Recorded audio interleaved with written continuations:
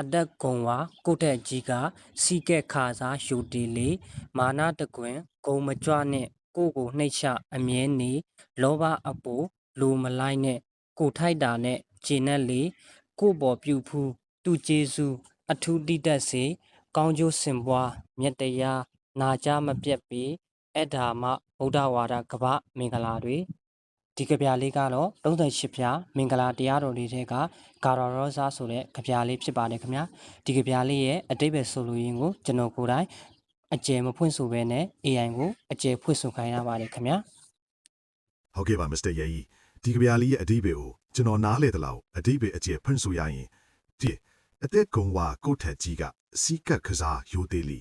မိမိထက်အသက်အရွယ်ကြီးရင်သူဒီတီလာကုံပညာကုံအကျင့်တီလာကုံမြန်မာသူတွေကိုမြင်တဲ့အခါမှာဖြစ်စေဆက်ဆံတဲ့အခါမှာဖြစ်စေကိုနှုတ်စိတ်သုံးပါလုံးနဲ့ရိုးရိုးသေးသေးရှိရပါမယ်ထိုက်တဲ့နေရာပေးတာလမ်းဖယ်ပေးတာနှုတ်ဆက်တာမျိုးတွေနဲ့ဂါရဝပြုတာဟာကိုယ့်အတွက်မင်္ဂလာတစ်ပါးဖြစ်ပါတယ်နှင့်မာနတခွန်းဂုံမကြွနဲ့ကိုနှိမ်ချအမြဲနေငါကဘသူပဲငါကဘာတွေတက်တာငါမှာဘာတွေရှိတာဆိုတဲ့မာနတွေကိုအလံတကွန်းလိုထောင်မထားပဲစိတ်ကိုအမြဲနှိမ်ချထားရပါမယ်ရေဟာနှိမ့်တဲ့နေရာကိုစီးဆင်းတယ်လို့ပဲမာနမရှိပဲနှိမ်ချတတ်သူထံကိုသာကောင်းမွန်တဲ့ပညာနဲ့ဂုဏ်သတင်းတွေစီးဆင်းလာမှာဖြစ်ပါတယ်၃လောဘအပူလိုမလိုက်နဲ့ကိုထိုက်တာနဲ့ဂျင်းနဲ့လီ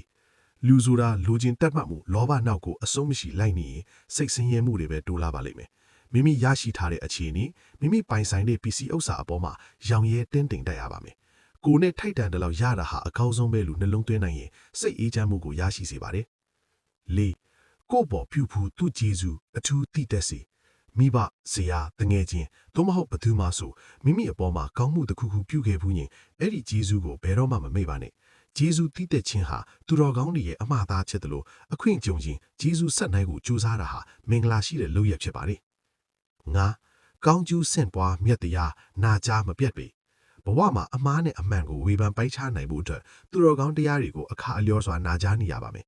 တရားနာခြင်းကစိတ်ကိုကြည်လင်စေပြီးကောင်းကျိုးချမ်းသာတွေကိုစင်ကဲဖြစ်ထွန်းစေပါတယ်အဲ့ဒါမှဗုဒ္ဓဝါဒကမ္ဘာမင်္ဂလာတွေ